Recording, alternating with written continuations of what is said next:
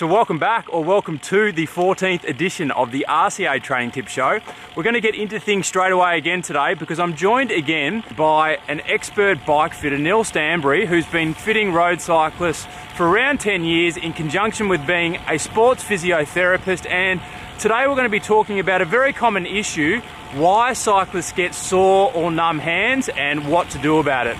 Now, I am conscious this topic has been done quite a few times in the past, notably by GCN. In fact, they did a video a couple of weeks ago on the topic, which was very good. But I'm confident if you watch this video as well today, if you watch that piece by GCN, you're going to leave this video with an even greater insight of why this happens and what you can do about it. So, let's get into it. Why does that happen, and how can we stop it from happening? Yeah, you're right, mate. It's super common. It'd have to be maybe 50% of people or more that rock up for a fit with me. It's one of their complaints. Even if it's not their primary complaint, it's one of their complaints. And numbness and tingling in the hands is typically caused by a compression of a nerve pathway or a restriction of circulation to the nerve rather than the hand itself. So they fall into two main categories. The classic one that you'll read about if you Google it is carpal tunnel compression, which is compression of the carpal nerve, just in a little section of the median nerve where it passes through the wrist here. It passes through a little shallow space between a couple of bones, and that area, if you hold it long enough or put pressure on it for long enough, it can kind of scarify around the nerve, and you can end up with a semi-permanent compression of the nerve which needs to be surgically released or something like that. And cyclists are really prone to it because of the static nature of holding onto the bar and absorbing road vibration and that type of stuff. And the second type of so that one will give you a numbness in the median nerve pathway, which is sort of the palm of the hand and into a couple of the middle fingers. The other ones fall into one other sort of main category, which is proximal to that area. So compression of the nerve pathway through the forearm, the elbow, the shoulder, where the nerve pathway passes out underneath the clavicle here, which is called thoracic outlet syndrome. And then there's some which also come from your neck. So if you've got a nerve compression in your neck from a little bone spur, some arthritis, or a disc herniation or something like that, that will often also manifest as the first symptom is pins and needles in your hand. So you get these kind of two areas, the ones which occur here and the ones which occur further up. And there's lots and lots of different types of those ones. The primary cause of most of the ones which affect cyclists is too much weight on their hands. It's not so much a local problem where my bars are 5 millimeters too high or too low or too far away from me or too close. That is, the position of the front end is one of the causative mechanisms, but it's definitely not the main one. The main causative mechanism of compression of the nerves anywhere through the arm on a bike is usually too much weight on your hands. And that opens up a huge can of worms. Why have I got too much weight on your hands? Well, there's a lot of different reasons. The seat height, the seat fore and aft position, the seat setback. The cleat position, bizarrely, can play a role in it too. If you've got a dodgy cleat position, which is not allowing your glutes and your hamstrings to function strongly and lift weight off your hands, the mass in your upper body, all this sort of stuff, and then secondary to that, the position of the bars, height and reach, and then one of the least causative mechanisms is actually the position of the hoods and that type of stuff. It very rarely causes big trouble. Right.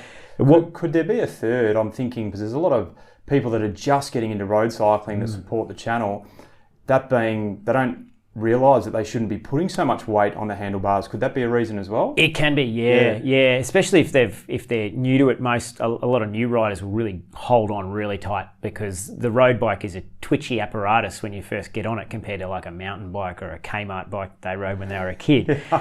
The road bike is sharp and precise, and so a lot of them. And you see it a lot in ladies who are arguably much more risk averse than most men.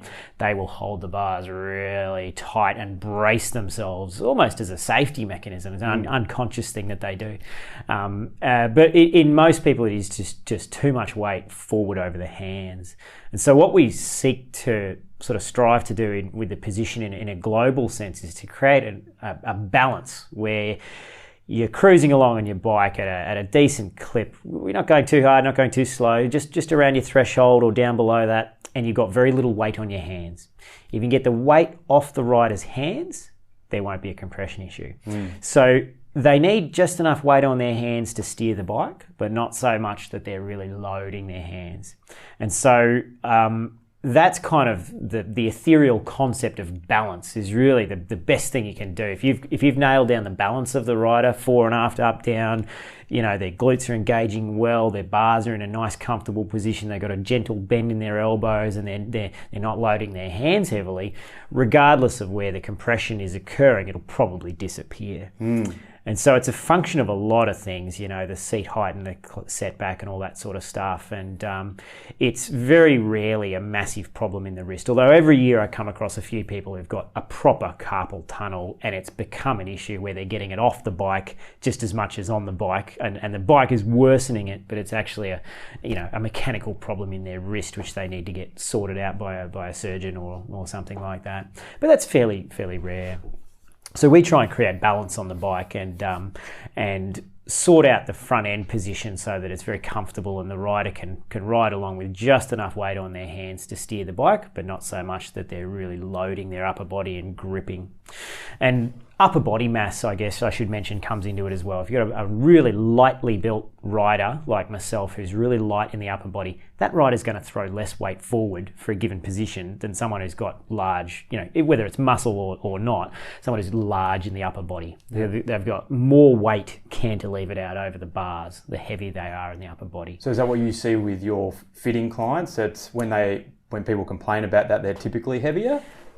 Yes. Okay. It's certainly more common in people with big shoulders or a big gut. Anyone who's heavy in the upper half. Yes. It's a much more of a problem because that rider is just going to throw more weight forward, almost no matter what you do, than someone who's built like Chris Froome or like me, who is very light in the upper body. And playing into that comes the person's core strength. How well they can stabilize their torso in a flexed position and so forth. Yes. So if they've got rubbish core strength, they've got more weight on their hands, right? Yes. So it's kind of an interplay between all of these things, and a good way of sort of examining it yourself, if you're wanting to know if too much weight is being applied to your hands, are you routinely riding with your elbows locked? Because when you bend them, your triceps fatigue too much. So if you bend them slightly and you're having to really push down with that tricep, that means your weight is still trying to tip forward, right? So if that's happening, you're getting a lot of tricep fatigue unless you lock your arms out, you're probably throwing too much weight forward for one reason or another. And another great way of sort of quantifying it is to look at Steve Hogg's seat setback balance. I think he calls it the balance test. Somewhere deep in the depths of Steve's huge website, there's a video and some photos of this. And if the rider is riding along at a moderate clip, say a 20 or 30 minute effort, something that they could, around their threshold sort of power, if they can swing their arms back next to their hips and maintain the same torso position, or very, very, without sort of tipping forward or sitting upright, just with the act of pedaling, that means most of the time they'll be able to place their hands back on the bars and have very light, very little weight on their hands. Yes. And that balance test is a nifty way of kind of examining saddle setback and seat height and bar position for being sort of grossly wrong or grossly right. Yeah, okay. So if you got your seat way too far forward and you go to swing your hands back while you're riding, you're just going to go, whack on the bars, right? Yes. So it means the seat's too far forward. Assuming that all else about the position is good, means your seat is too far forward. So would somebody try that type of thing, that test on the road or on the trainer? I would try that on a trainer. Okay, yes. Yeah. I can do it on the road, but assuming there's no cars around, I've got amazing core strength and I'm very light in the upper body, so it's really easy for me. But you should definitely do that on a trainer. Yeah, okay. Safety first. Yeah, okay. Yeah. So what about the seat? Because someone once told me, and I've kind of run with it, that if you don't have the right seat width or seat position, that can affect blood flow from down there and into your hands. Luckily, that's an urban myth. That's a myth. Yeah. The sensory nerve pathways go one way, so they go from the limb towards your spinal cord and your brain. The descending motor control of your nerves and muscles goes the other way. Yes. But this is a feedback system. So the one in your pudendal nerve, the one in your crotch, won't play a role with your hands. Right. Except for the possibility that if the saddle is grossly wrong, it might throw your weight forward. Right. Or you might find yourself creeping forward constantly on the saddle, which loads your hands. Interesting. Or something external to that. So it can play a role. It certainly can, yeah. Saddle choice, can certainly play a role. It's one of the things that we change relatively regularly is the saddle to create a better balance for the rider, that fore, aft, up, down, the pelvis, the cantilevered position of the pelvis, which dictates where the shoulders are on the bike and that sort of stuff, comes a lot of the time from the correct saddle choice in the first place. If you've got a saddle which is not allowing you to roll your pelvis forward to the degree that your central nervous system wants you to ride at, then, it's pressing up under your crotch as soon as you roll your pelvis forward, for example, that rider will posteriorly rotate their pelvis to get away from the seat, which messes up the front end. So they shorten their torso and then they get trouble with their hands and shoulders. So it's all kind of an integrated system is the moral of the story. But I guess if you could put it into one kind of nifty sentence of what causes pins and needles in my hands a lot of the time for most riders is poor balance on the bike, and most of that, I'd sort of argue probably 75% of that comes from the position of the pelvis relative to the cranks, not so much where the front end is. The front end needs to be right, but it can be a bit off, and you'll be fine as long as you're in good balance at the back. Okay, interesting.